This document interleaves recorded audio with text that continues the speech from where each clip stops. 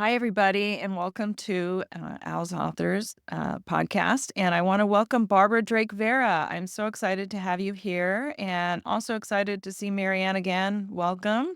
How are you both? Great. Thank you so much for having me here, Christy and Marianne. I love being part of All's Authors, and I'm very excited to talk about my book and my unique caregiving experience with you guys. Well, that's great. Thank you so much for being here and for letting us promote your book for you. Yeah. Yeah, we're excited. This is a great topic and very unique, what you're going to share with us today. And so I want to, I guess, ask you to start off by talking to us a little bit about like you lived in Peru and you were doing some amazing work. So maybe you Uh, can talk a little bit about how you got there, and then talk to us a little bit how you started caring for your dad. Okay, great. Yeah, thank you. So my book is Melted Away. Here it is. And you can see from this down here, and it's on the spine, it's this Andean fabric. And my book is set in Peru and it describes my and my husband's unique caregiving journey, caring for my American father with Alzheimer's in Peru about, like 12 years ago, or in the land of the Incas, as he called it. So people probably want to know, why did you bring him to Peru? What in the world would ever make you do a thing like that? I married a Peruvian. I met him in the United States. Hurricane Andrew brought him from the Midwest, where he had been living and working for the American Red Cross. So he was one of the few people, he was living in Missouri, and Red Cross is stationed in Missouri, in St. Louis. And when Hurricane Andrew came, he was brought from St. Louis down to Miami because he spoke Spanish. And at that time, the Red Cross did not have a lot of Spanish speakers. So that's how my husband ended up in Miami, and that's where I met him. So we married a few years later. We lived in Florida together, and then we moved to North Central Florida, to Northern Florida. Yeah, North Central Florida. And it was there that my parents came. This is the whole backstory for people who want to know. My mother and father moved in 2001 to Gainesville to be closer to us and to our child. We have a son, and he does not appear in the book. And I'm happy to talk about why he doesn't appear in the book later. But let's just say that there was a lot that I had to narrow down for the book. And so someone who read it, a memoirist, suggested, she goes, well, too much, get rid of this one. So anyway, and we were there in North Central Florida, and it's described in the book. But ultimately, my mom died and my father was left there. So he had his big 4-bedroom house, and everything was going great for him there. And we fell on hard economic times. So my father increasingly became more difficult behaviorally. And people who know Alzheimer's and the progression of dementias will understand that often the behavioral changes come before the obvious memory changes. So I interpreted all that through the lens of my father, whom I had a hard relationship with, is becoming just more of a jerk. And I couldn't stand it. And so my husband lost his job. I was working as an adjunct, and I was just getting more and more mad. I'm like, can we move in with you? And he said no. But again, he was in the early stages of dementia and making bad decisions. So my husband and I were like, we're going to go to Peru. He had a job opportunity there. So we left in 2007, and we were living there for about 3.5 years. And then in early 2011, my father was finally diagnosed with Alzheimer's. They didn't stage it. And long story short, it was difficult for us to care for him there, and we made the unusual decision to bring him to Peru and have him cared for first in our home, because there's a large and long tradition of caring for elders in your home there. And there's besides the city of Beijing, which is number one, Lima has the most at-home caregivers per capita of any country in the world. We didn't move there knowing that, but that's what it was. So, but again, we didn't know any expats who'd done this. We just noticed from what people did. And we brought my father in March of 2011 to live with us in Lima and to be cared for in our home. And a Wow. lot of Melted Away talks about this experience of bringing a World War II vet, a very kind of standoffish, proud, independent American man, and what it's like to care for somebody within a Latin culture. So that's what we did, and he lived with us. He lived with us in Lima for about 10 months, and then we had to transition him to a care home. There's about 19 people there. It was run by one of his doctors, a gerontologist, and he had it was the most amazing caregiving experience. So that was it. And my father passed away in 2012, 18 months later from heart trouble. So over the process of that time, a lot of things were happening. One of which was it actually helped my relationship with my father. But you asked Christy about what I was doing before. Um, I had been, I'm a journalist, and I was down there doing freelance work, writing about many different things, culture down there, but one of them was writing about environmental changes. And there is a glacier pilgrimage that happens there, and the glacier was melting due to climate change. So we're talking like the 2000s, and climate change was not as present in Americans' lives as it is now. But those people up in the highlands of Peru were on the front lines of climate change. So I was writing about how it was impacting them, impacting the environment. And I loved doing that. It was a hard sell to get American newspaper editors to run stories on it. They're like, who cares? It's like as far away as like the polar bears, like, like off in the Antarctic. So I could sell stories on other things. So actually, I took on jobs. I ended up becoming a field producer for NBC News about that stuff. But Wow. yeah, it was pretty amazing. Well, and thanks for that. And I'm glad you kept at it because here we are, and Mm, still we're not grasping the whole story, are we? But anyway, yeah. yeah, So fascinating. yeah, but uh, how it ties into caregiving, we, many people write books about caregiving, and caregivers know that your other life goes on. And so the whole balancing act, if you're working, what do I do? How do I work and coordinate the care or care?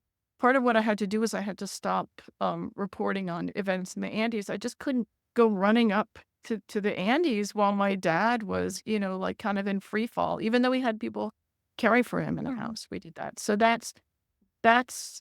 the book is really about a lot of caregiving with my awareness of what's going on up there and yearning to return to those glaciers that are melting away, just like kind of like my dad's cognition was also melting away due to those larger forces.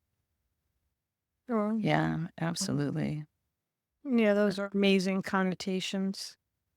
Mm. Yeah, it's a beautiful metaphor, I think, and I don't know. It's so rich with different ways you can look at it, but I feel like it's important to talk about these things, about how difficult it can be, and and you also mentioned at the top about the culture in South America in Peru, and I don't know if this is specific to Peru, but I think in many cultures, multi-generational living and caregiving is the norm, and we're seeing some of that return very slightly in the United States too. That was a phenomenon from COVID. A lot of people moved in together because grandma and grandpa got kids on Zoom school and mom and dad were on Zoom working. And so there were all these different ways that people cooperated. So it's interesting that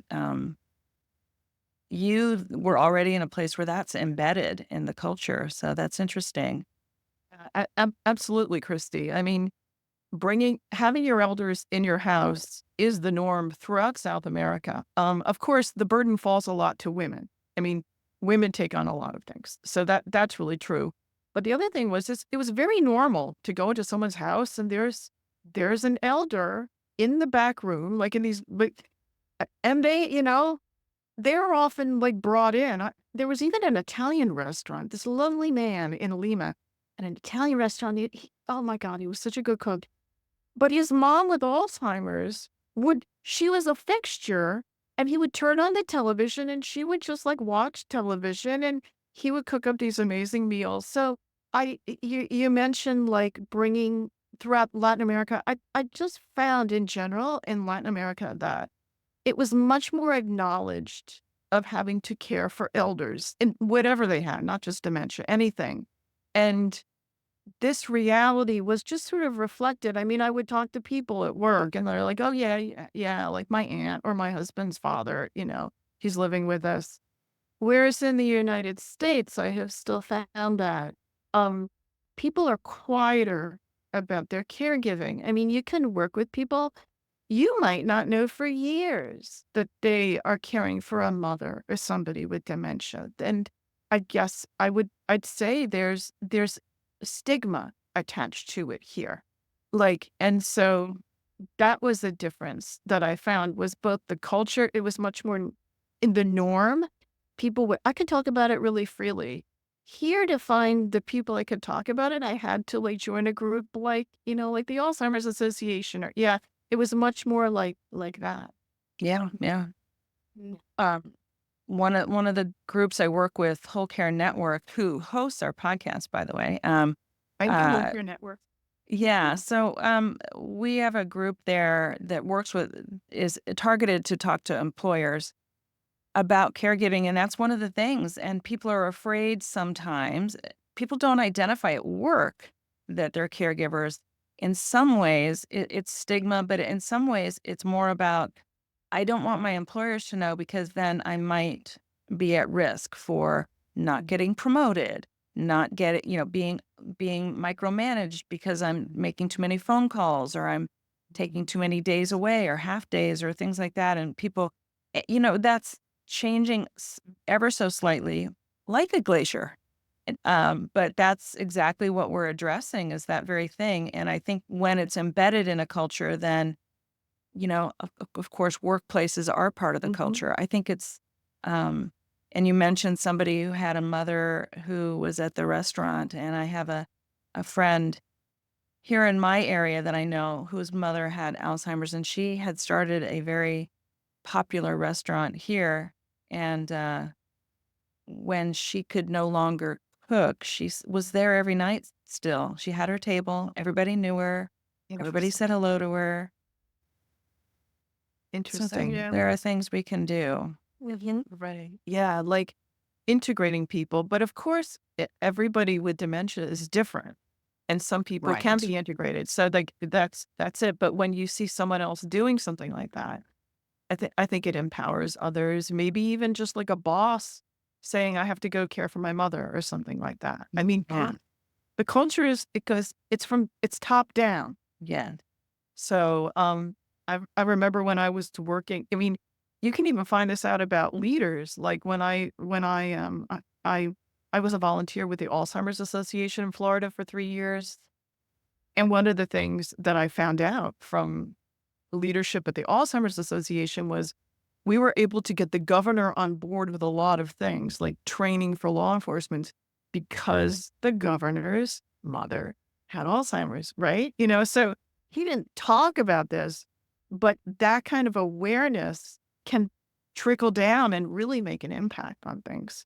Mhm. True. Yeah. Well, I have a question for you. One of the cardinal rules in caregiving is to not upset the person's environment, that people will do better with the familiarity of their home and their routines. And we do know of other authors who have not followed that advice, such as yourself.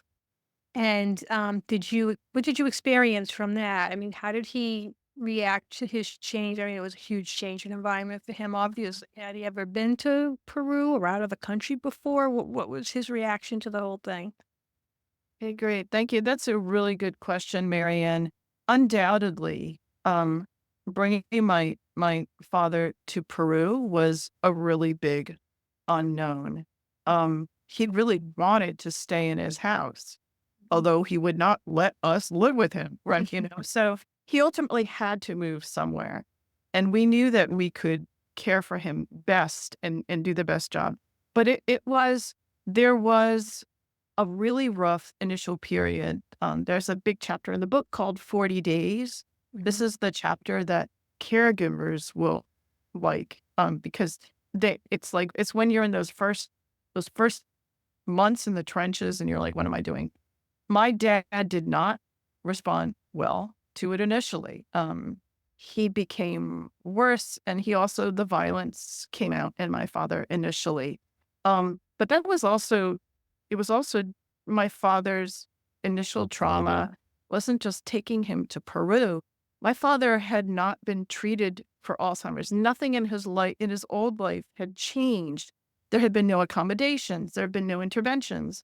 So part of what went on during that initial period was getting him connected with the right doctors, the right medication, creating a stable routine for my father at home. So at Marianne, it was rough initially, but he had such a great routine and such good care that, after 40 days, everything became normal. And I think also it depends when you catch people with dementia. Like, um, he he had like moderate advancing Alzheimer's, but he kind of forgot mainly about his life in the United States pretty quickly.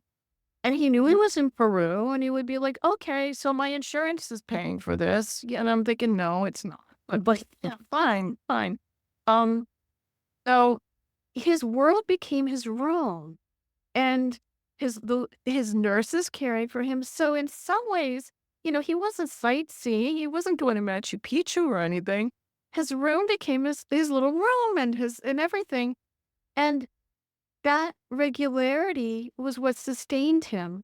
So you talk about the difficulties of moving. There was a second transition for my dad when he went from our home, we had a two-story home. We were renting, this is going to sound crazy. We were renting a two-story house from the 1940s in the center of Lima for less than $800 a month. My And gosh. so we could mark off all this space for my dad, but we had to move him into this care home. But so we got really worried about what was going to happen to him. And then I read, as I describe in the book, I read an article on the Alzheimer's website, you know, how do you transition your loved one? And it said, replicate their room down to the detail. So as I described, we had a morning where we kept my father in the garden. There was a big garden out back with a fig tree that was supposedly brought by Francisco Pizarro. Um, and so this fig tree was out there, and then we got all the movers. We moved all his furniture. We had painted the room in his new care home to look exactly like it. We set everything up.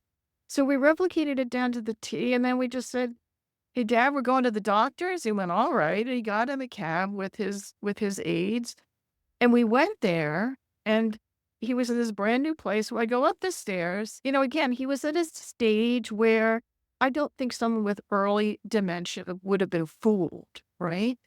But we went up the stairs, and then he just sat down in his lounge chair and turned the television, and he just all his same age were with him, and he was like, "Okay, this is great." So, yes, we were concerned about it. It was disruptive initially, but he had been not cared for correctly for a number of years before that ultimately he relaxed into it. So, I had a few more questions. What kind of caregiving did he have prior to that when you were living in Peru and he was still in the United States? Was there anything going on, and who was managing that? I love your question, Marianne. That's such a nice question. Thanks. His care, I need to put quotation marks around it. His care was, quote, managed by his geriatrician. And I said to the geriatrician, so remember, I knew nothing about dementia. And I'm like, I didn't think about it. But before we left for Peru, I said to the geriatrician, look, can you do cognitive tests on my father and let me know if anything happens?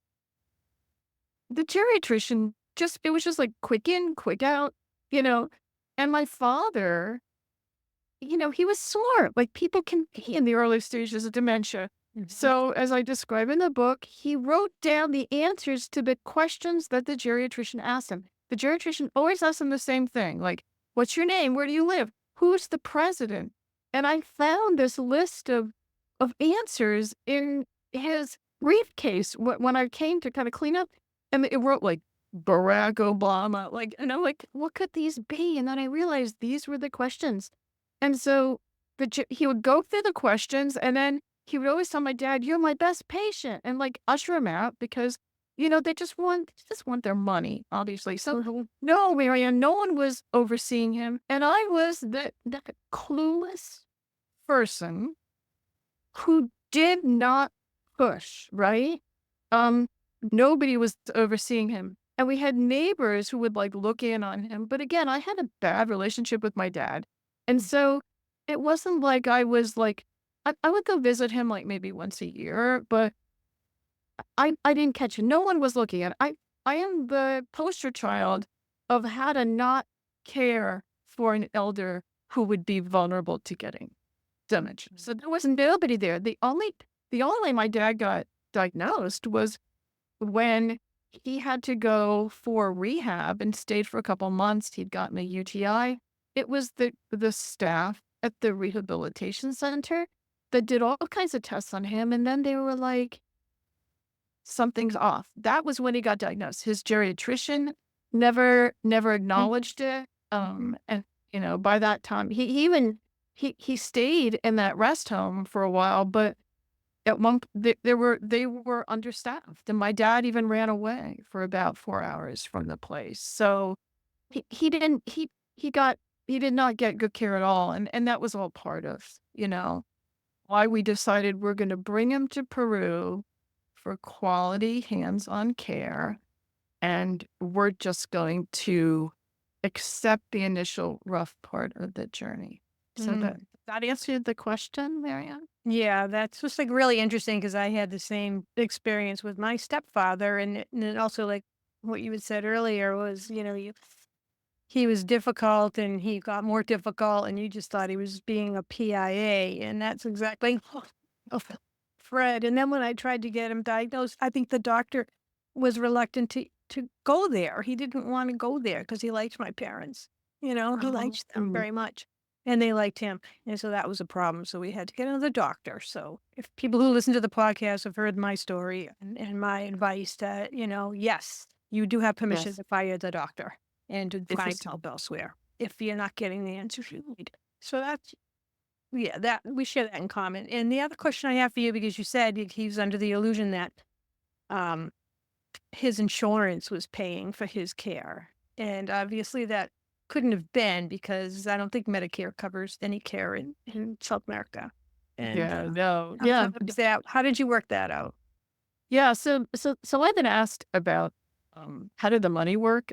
About 4 years ago, Minding Our Elders interviewed me. They did a 2-part series on it, and that was what Carol, who runs that, was very interested in. Like, how did you work this? So no, Medicare is not going to cover you if you go to South America. And my father had all these supplemental plans. He worked for the post office, so he had American Postal Workers Union, and then he had some other thing. My father had American insurance, like 3 of them, but his care was so affordable in Peru that we didn't need it. Wow. He was you if you're younger than 80, you can actually get insurance in Peru. But my dad was 86 when he first came. Yeah, well, So, but everything was like so affordable. Both the at-home care and also the doctor's visits. The city is set up that if you're elderly, doctors will come to you. It's like something out of Leave It to Beaver. Like, they'll ring the front doorbell and there the doctor will be.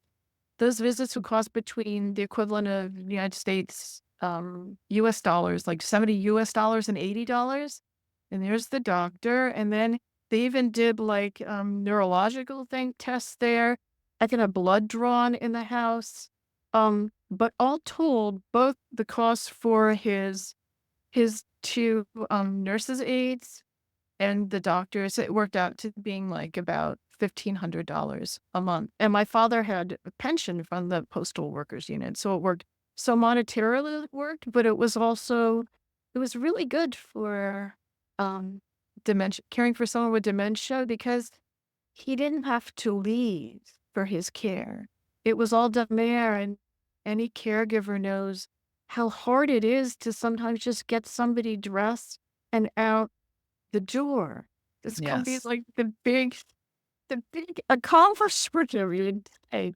And so my dad would just be in that same room. So that worked out really, really well for us. And again, we didn't fully understand how well set up this particular South American city was for caring for someone at home, but it's just that tradition. And I believe these things that we experienced down there, being able to have, like they would drive to your house with the medications. The doctors would come. They would do all that. These are things that could be implemented more in the United States to help at home caregivers. And again, someone who's never cared for someone with dementia doesn't realize just how monumental the task of getting someone to the doctors is, right? Mhm. Oh, Oh, for yeah. sure. Right. That's like, yeah, that's like an hour. I mean, used to, I was working full time and my mom would have an appointment and at this point they were living in assisted living and I'd call the facility and say, can you make sure my mom's ready at such and such a time? Like I thought it would just be, it's like ordering takeout, right? I could Right. just order it, and I'd show up and she wasn't ready. And they're like, well, we did our best. And I'm like, all right. But I mean, literally, yeah, it can be, it's so, and one of our authors that we lost recently, Wendy, she talked about that on one of our podcasts about she shared with her daughters, let me do the things I can do. And it may take me 30 minutes to put my coat on, but give me that time. And it's realizing when you're caregiving for somebody with dementia to just really it's all different and you do have to make those adjustments, but you're right, getting some so having a doctor come to the home, what a gift. It was really a gift. Yeah, and then it turned out again in that particular South American city, a lot of the doctors had trained in the United States. Like they would go to conferences in the US, they would give conferences. My father saw like the head neurologist from the big neurology institute in Lima. He would come and do that. So it really was a gift. But again, it's everything when you caregive, this was my experience. Everything is like one day at a time. So you're like, Yes. my win, he got dressed or he did this. Like it reminds me because of it reminded me a lot of caring for a toddler Yeah. because it's the same thing. Like, toddlers, sometimes you put on an outfit, then they take them off, and it's like you're running around in circles. So, And again, today they can do it and tomorrow they can't. So that happens as well. right. And you raise another issue, and we won't go on to this a lot, but I'm fascinated with that you have these doctors in Peru, in Lima, that are so well educated about a lot of different things, and yet and they're going to the U.S. for these conferences and learning these things, and yet your geriatrician in the United States wasn't and that has been my experience too, that a lot of primary care physicians and there are not even a lot of geriatricians left, to be honest with you. No one's going into that field. Right. And so a lot of physicians are not very well trained in aging and then they might have more of a mentality of, how do we medicate it? How do we fix it from Mhm. a Western medicine point of view, and that's cutting it out or medicating it, and it just and that's something that I think maybe will shift as people, we're having Mhm. so many more people living so much longer, and unfortunately so many more people developing dementia.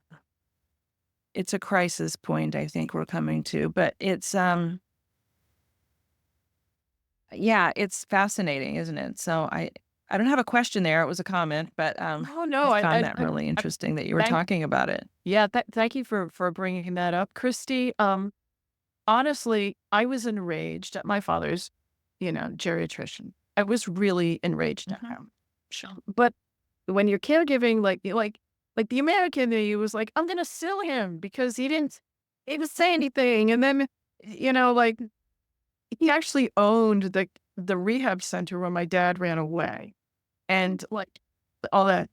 But when you're caregiving and you're just trying to figure out, especially in the beginning, it's like I didn't have time for that. Like, I just Yeah. had to solve the problem. There was just, like, a lot of Right. time solving, but, yeah, it is the huge irony that the aging specialist did not catch the dementia or would not or participated in the grand illusion, and that's why I think, like, resources like us authors and talking to people, it's like, if there's anything that I could say, like, meet people and they have an elder and you guys, Marianne and Christy, you probably meet people with an elder in their lives and you're like, I think they, I think they might have dementia. Like they need to do things different.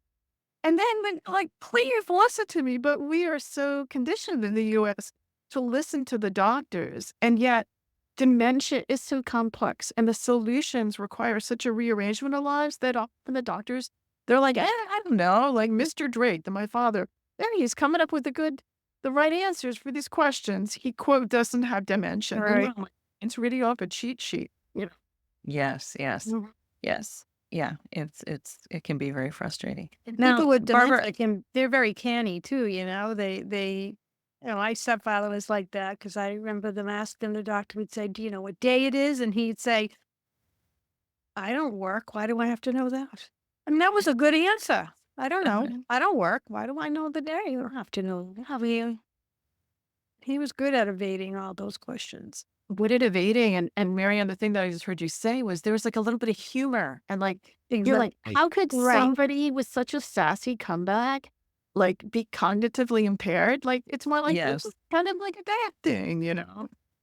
When when my mother was asked, "Who's the president?" My mother, a very, very staunch Republican, she said, "Well, I know his name, but I just don't wanna say it." You. So she was like, "I didn't vote for him." And I'm like, "Oh my gosh, mom." So she dodged that one. The doctor just looked at me and smirked. I was like, "Yeah, all right. Okay." That's so funny. Yeah, and also like what I see in your story, Christy, is somebody who's become used to like evading the questions with like a little comeback and it's like falling back on those resources of engaging with people. Like the info went out of your head, but and it's Right. canny. Yeah. My Yeah. father would do that too. So again, all of these things, how Yes. can you like the medical system is not set up to like strap the person to a chair and like you answer this straight. No, like they're it's a short little appointment. I think they're relieved when they don't have to make that determination. It's a lot less work and a lot less paperwork and all Yeah. that. Yeah. So Yeah. I think it is with MRI. And it's gotta be it's also, I mean, on, giving our physicians a little bit here, it's gotta be a really hard thing to like, you don't wanna make that diagnosis, right? You don't wanna tell a family Right. member this is what it is. So, you know, that doesn't mean we shouldn't be more honest about it, but Mhm. I don't I've think been anyone told that. but yeah, I it's hard, was you told know? that they don't want to put that on the record. Right. And then it makes them hard to place. I'm like, how are they hard to place? Everybody has dementia in the place. But that's what they told me. Barbara, so is it just you, or do you have siblings that were involved or helping, or aunts, uncles, cousins? I'm an only child. Okay, So fell yeah, on me. it completely fell on me. And Yeah, that's wild. at the time, I felt a little resentful. And like I had some fantasy in my head of like, oh, if I only had siblings to help. Since then I've learned that people can be on wildly different pages. And I think it's not everybody who has cooperative siblings or siblings who want to help or whatever. So I didn't know. I did not have any family, like blood family to help me, but my husband was incredibly, incredibly supportive and Yeah. melted away my book. Partly, I mean, I didn't want to make my husband a superhero, but honestly, his help was so critical to everything. I mean, he was the one who helped coordinate things, who would drive to the care home with all the diaper cream and the diapers in the back. I joked that if we had been stopped by the police at any time and they'd asked to look in the trunk, it would have been open it up and it's full of like Huggies and stuff like that. But no, I did not have any help from anyone but my husband. But my husband it was truly amazing, an amazing resource for us. I would imagine, and you say he is Peruvian, correct? Yeah. So he was, I would assume, and you can tell us more, was he like your cultural ambassador to help you understand and integrate? Thank you. Yeah, he was definitely my cultural ambassador. He had left the country 30 years earlier and come to the United States, gone to school in the United States, and had not considered himself particularly Peruvian.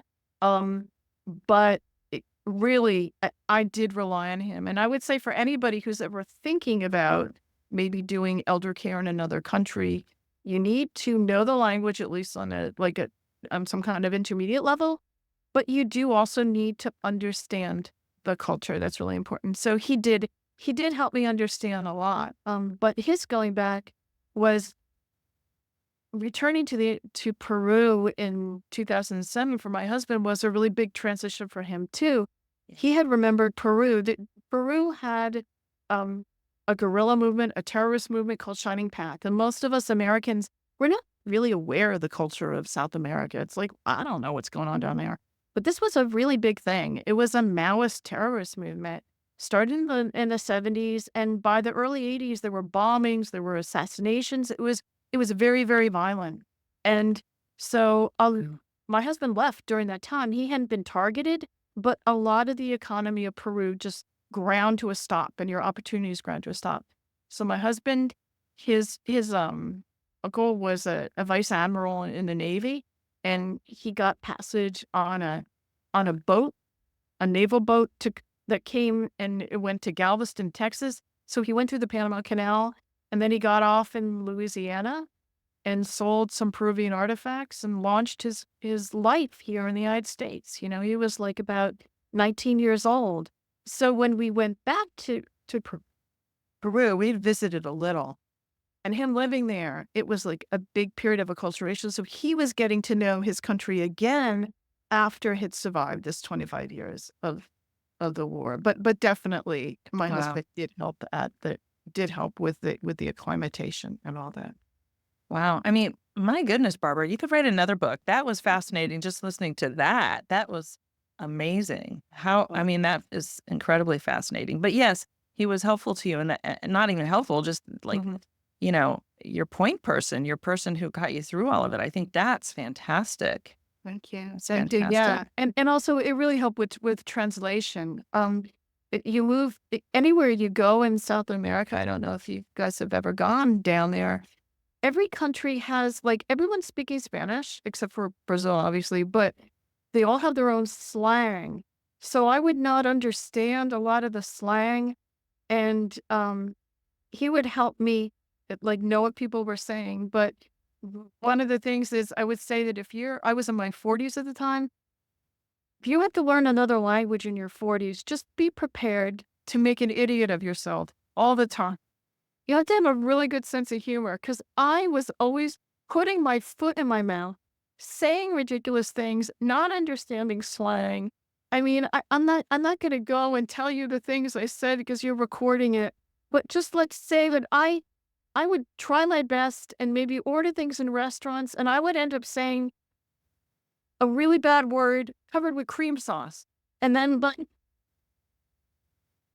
he saved me on a number of those things. But my Spanish did get better. But yeah, he was an amazing help. And again, as you know, with caregiving, it's really a test of how other people are there for you. And Yes. y- Yes. that forever I will be grateful to my husband for standing by me. When I came back, I was teaching English at a language institute at the University of Florida. And I had a coworker from Hong Kong. And she found out about this. She goes, "Your husband stuck through you when you brought your father into your house?" And I said, "Yeah." She goes, "Oh, I know a lot of people they would have divorced over a thing like that." Right? Mhm. Yeah. That's amazing. I wanted to ask you, how did your father handle the language difference? Great question. My father didn't know a speck of Spanish moving down there. And it was probably um, one of our biggest worries. I mean, how disorienting would that be to move to a place where you don't speak the language? Um, so I I have actually an excerpt from it that you can see the closeness through his aides. Well, his doctor spoke English, which I think was really useful for them assessing him. Um, but his aides they tried to learn some English, and it was kind of funny. They were learning the English, but they would watch soap operas with my dad, and we had cable service, and we got Discovery Channel in English because I'm like, I want my dad to know, like, what he's watching. But when we go away, they would switch the channels to the soap operas in Spanish, and then I'd come back, and there they would be, and I was mad, and I would turn it back, and I'm like, "Senor John, Mr. John wants to watch Discovery Channel," but interestingly enough, he ended up learning beginning Spanish, both understanding it and responding, and that was phenomenal. And, um, I met Dr. Francis Collins at an Alzheimer's Association conference, and I told him about this. He's like, "Yeah, it depends on how the disease progresses, but the area in the back of our brains, Wernicke area, which is the receptor to language, not necessarily to produce it, um, that area often is affected later. So that's why my dad was able to learn things like see, like yes, no, like leche, warm, hot. Like he started to be able to communicate in Spanish by the end, and that was one of the most miraculous things. I never would have expected that. And Wow. yeah, so one of the upsides is my dad with advancing Alzheimer's learned Spanish in Peru. It's interesting because a lot of people who come from, other countries come here, and they learn a lot of language from American television, right? Yeah. That's where Mhm. they learn it, and soap operas are big on that because it's pretty predictable language. Fascinating. Wow, that's Mm. amazing. Um, you know, with all that you've been talking about, how do you feel or what are you aware of? How has your dementia journey changed you? Mhm. Well, my the dementia journey changed me so much, as well as my relationship with my father and with kind of my relationship with my history with my father. Um, the first draft of the book that I wrote, that was a number of years ago, really focused on the caregiving journey, and it was actually much more upbeat. I used to have a blog called A Peruvian Alzheimer's Adventure, and nobody don't go there, anybody, because it doesn't exist. I had to take it down. But a lot of it was actually helping people who wanted to care for a loved one in Latin America. So there were resources if you wanted to go to Mexico and do this. And it was, I guess it was a lot more practical like that. But because I no longer lived in Latin America, I felt like it would not be the, I had to kind of take it down because I couldn't go and kind of check myself. And a friend of mine read and she's a memoirist and a novelist. Her name is Jill Cement. She's a wonderful, wonderful writer. She read my first draft and she's like, "Well, I don't understand enough about your relationship with your father." And I went, "Oh my God." So I didn't have anything about how difficult my relationship was. It was much more like upbeat. as both of you know, as authors, you can write a book about your caregiving journey. Maybe 2 years later, you'd write a different book because you start to see it in a different way. So I thought, you want to know about my relationship with my dad? So when I went and I meditated on it, I realized that a lot of the resentment that I had held toward him, because basically my dad had held me to the standard and he just did not want me to be a writer. And he was very cantankerous and he disowned me for being a writer and all this stuff. So the process of caring for my dad and bringing into my home the person who'd kind of become my nemesis and being with him, what it did was it enabled me to see him for the flawed human being that he was and not the kind of angry, vindictive monster that I had imagined maybe as a child or in my teens or my early 20s.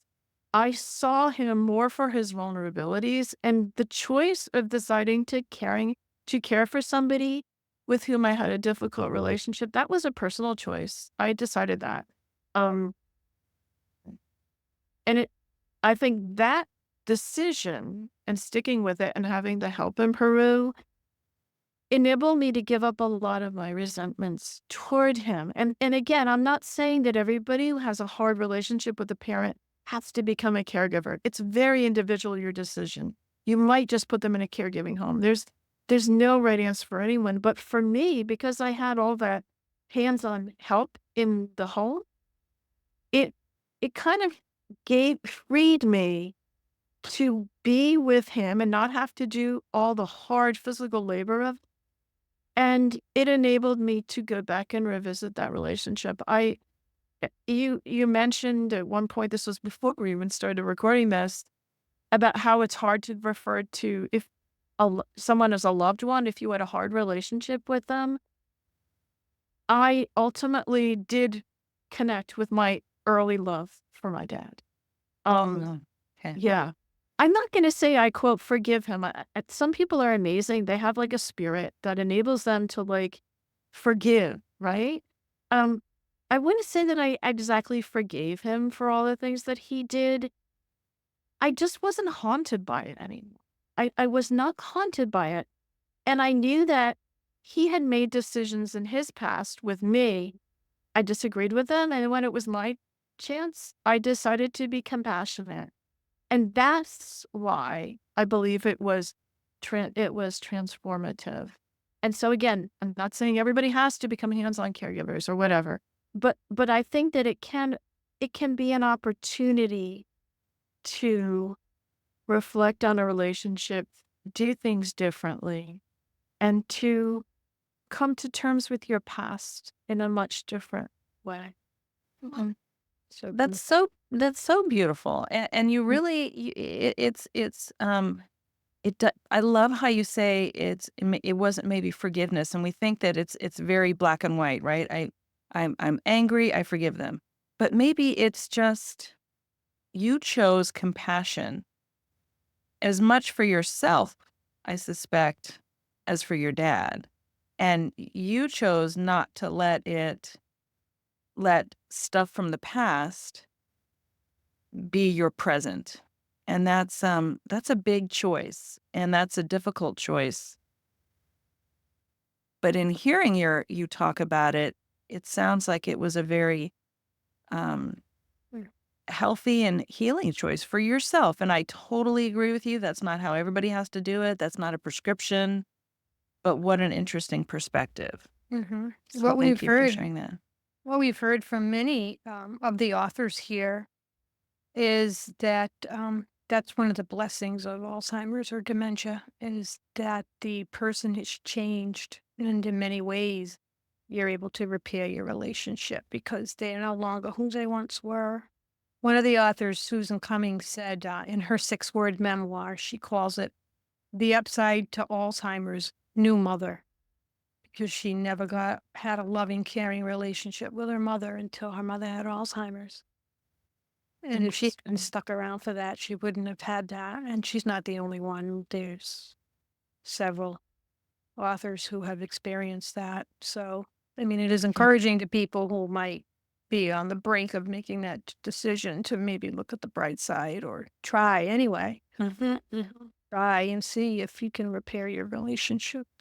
Yeah, yeah.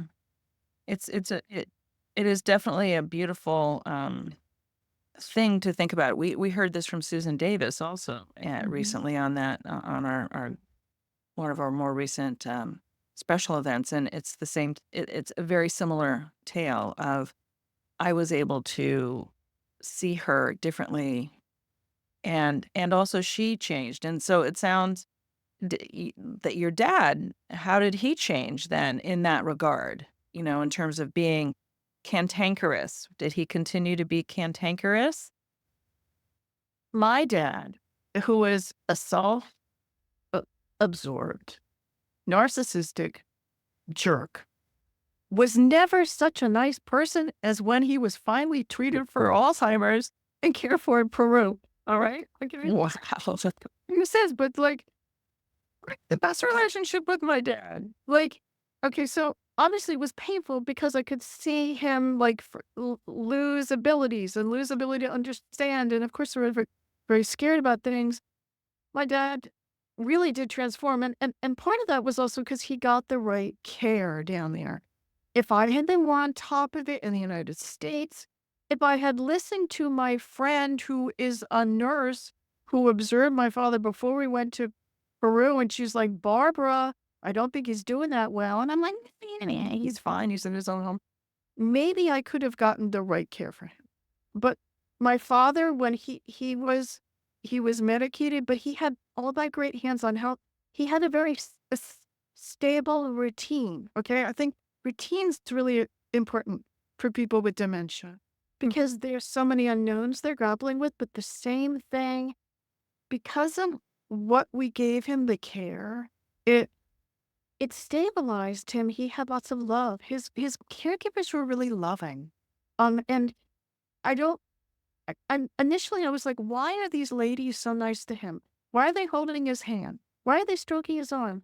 Why are they so incredibly patient? You know, I was used to much more transactional nurses in the United States. They were loving. Con cariño is the phrase with love in Spanish. Cariño, which is like loving affection. It was just natural down there. It was that human touch. And that human touch and just somebody who's willing to tend to you and be patient with you. If it takes you half an hour to walk up the few steps to get into the door, like it was that. But you asked how my father changed? My father let go of being self-sufficient. He relaxed into these women's arms, into their hands. He regained the ability to laugh at himself, which he never had before. Like my dad had no sense of humor before this. He was always like very serious. And he was not a guy who could laugh at himself. I'm like, "No." But he regained a sense of humor. I mean, it sounds almost like too much of a fairy tale. But honestly, being cared for properly in this culture, very human contact culture, my dad was never so nice. And that, of course, made it easier to be around my dad. And Wow. I will not say that I had anticipated this at all. We did it for the money originally, Christy. I mean, that was why we brought him there. But all these other things were the benefits that I had never had imagined. And as Marian was saying, you can often caring for someone can be a real gift, but you don't think of it at the time because you're just trying to get through each day. But that was it. Yeah, Thank you. absolutely.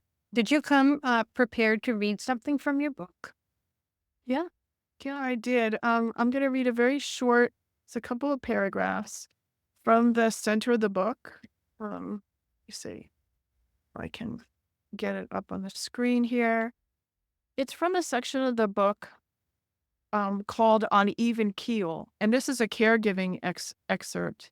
Um, you know, when I talk about this book to people, they're very interested in the stuff about climate change or the cross-cultural stuff. The caregiving stuff, unless you've been through it, people don't understand as much.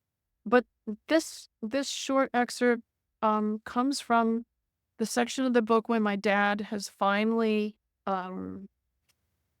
he's finally gone through that worst phase. We found the right caregivers for him, which was an ordeal in itself. And this describes some of the things that we talked about. It's about 3 paragraphs long. It's a section called "Their Hands." So it takes place in Lima. It's sort of during the stable section. Their hands. Some evenings, I entered my father's room and found him and the aides sitting together on the couch, holding hands and watching a telenovela. They sat side by side in the semi-darkness, their faces bathed in the blue glow of the TV. Daisy, that's one of his aides, stared plaintively at the screen, her dark eyes absorbed in the unfolding drama. Her soft arm rested on a pillow propped between them, fingers intertwined with his. If Alma, that's his other aide, was watching him, she delicately patted his hand from time to time. My father looked peaceful, his face a contented blank. They could sit for hours like this, chastely, like children on a pretend date. Eventually, my father's head would nod, and he began to snore. He would sleep there, upright, or the aide would transition him into the bed. As the months went by, my father became more trusting of these women. They were there to guide him to the bathroom, to walk him around the perimeter of the dining room, to dab his nose when it was runny. In his former life, he would visibly stiffen when someone went to hug him. Just the possibility of someone touching his comb-over made him wince. Now he sat tranquilly in the lounge chair as Daisy snipped at his balding pate with a pair of ornate barber's scissors. The newly sharpened blades flickered around his large ears. He stared out the back window at Pizarro's fig tree, regally, like he had all the time in the world. When Daisy was through, she would dab the fringe with hair gel, Ego for Men brand, and comb it neatly into place, his bald skull exposed. She stepped back to survey her work. "Finished, Mr. John." "Really?" he asked, brow furrowing as he looked up at her. "Si, finito." Senora Lucinda, that was their cook, poked her head into the room and joined us. Daisy knelt in front of my father, pinching his cheek. "Muy guapo," she said coyly. Did he know what guapo meant? I explained that it was handsome. "Ooh," he said, obviously pleased. "Guapo," repeated, pointing at him. "Daisy, guapo," he said, pointing at her. "No, soy guapa," she corrected him, emphasizing the ah sound of the second syllable. "Daisy, guapa. John, guapo." "Daisy, guapa," he repeated. The women laughed, pleased. Holy shit, I thought. Were they teaching him Spanish? And it goes, "That's right." That was great. I love that. Thank you. Yeah. So, can you tell us where the listeners may be able to find you, your website, social media, all that stuff? Thank you. Yeah. I have a website. It's my whole name, barbaradrake-vera.com.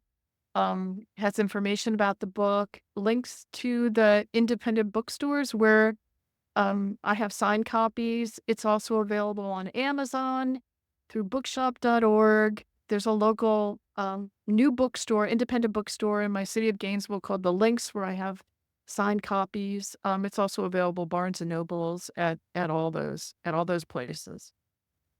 Awesome. Fantastic. Fantastic. It's been such a delight. I just want to invite you to tell us, is there anything that we didn't ask that you wanted to share? Anything else important that you want us to know? Thank you. Just listeners, I feel you if you're in the caregiving trenches. We may never have met, but those of us who've been through it, we're like part of an army. We're all wearing purple today. We're part of the purple army, and it's like you don't have to say a word, and we're all here for you. I just wanted to mention that All's Authors is an incredible resource for people. I mean, these memoirs and maybe like kind of like disguised memoirs, novels that people have written, these are fronthand accounts of what it's really like. And I think that very practical books are really helpful as far as like, how do you dress? Convince someone to get dressed when they have Alzheimer's and all that. But it's the emotional journey of being a caregiver that I believe memoirs and kind of like fictionalized memoirs can help you with the best, because you're going to see you're not alone with your reactions, with your anger, with your frustration, with your confusion. This is like a light that guides the way. And so I guess I'm doing a plug for Alzheimer's. Yeah. Just, Take it. That's great. just to know there's nothing like it. There's just absolutely nothing like it. And so if I would want to say to my fellow caregivers, um, you know, find one of these books that kind of mirrors what someone else's what you're going through. Get it. If you have a friend, get them the book, even if they're like in denial and they think it's not going to happen to them. It's like, get them one of these books. It's their entree, and it's the narrative that's going to pull you along, and you're going to know that person got through it. I can get through it too. That's the thing I wanted to say. Oh, that's awesome. Thank you so much. Really appreciate that. Yeah. Yes. And Thank thank you you. so much for having me here today. My book is a hybrid memoir, so it covers both caregiving and climate change and kind of overcoming personal trauma. But thank you so much for welcoming me into the family. I love what you do. I love the work that you, Marianne, and Christy, and Jean put into making this resource available. I think it's one of the best things. I was a ambassador for North Central Florida for the Alzheimer's Association for many years. And I like the work the Alzheimer's Association does as far as like getting, like funding and all this. But I think ultimately, like, my passion is for helping the caregiver. And your organization and your resources are giving caregivers what they need, right? And it's that personal connection. So I'm very proud to be part of it. And thank you so much for welcoming me today. Yeah, Well, thank you so much. Thank you Yeah. so much. Thank you. That means a lot. Yeah. Okay. Okay. All right. Thank you. Sounds Thank you. wonderful. Hi, it's Marianne with exciting news. Alls Authors has published a brand new anthology, Poetry for the Dementia Journey, now available in ebook and paperback through Amazon. Within its pages, you'll discover a variety of voices writing about the diversity of dementia care experiences, caring for a mother or father or spouse, witnessing the decline of a sibling, reflections on the time before the diagnosis, the years of care, and the aftermath. Poetry provides us with a meaningful way to explore our experience and emotions regarding dementia and to express ourselves when we encounter the many different joys and dilemmas caregiving can bring. You'll find details on how to order the book in the show notes. Please remember to leave a review on the book sales page once you've read it. Reviews do help boost a book's visibility and helps readers find it. Thank you for your support of our efforts to erase the silence and stigma that often accompany a dementia diagnosis.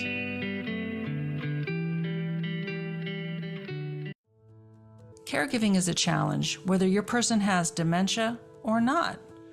Finding helpful tips and learning new strategies from people in the know is critical. That's why we at Al's Authors love the Happy Healthy Caregiver podcast from Elizabeth Miller, who also happens to be an Al's author. Elizabeth speaks from experience and has important and often fun conversations with other caregiving experts and professionals. And we appreciate learning tips on self-care, discovering new resources, and feeling empowered to support ourselves as caregivers. You can find the Happy Healthy Caregiver podcast wherever you download your favorite podcasts, or visit the website happyhealthycaregiver.com.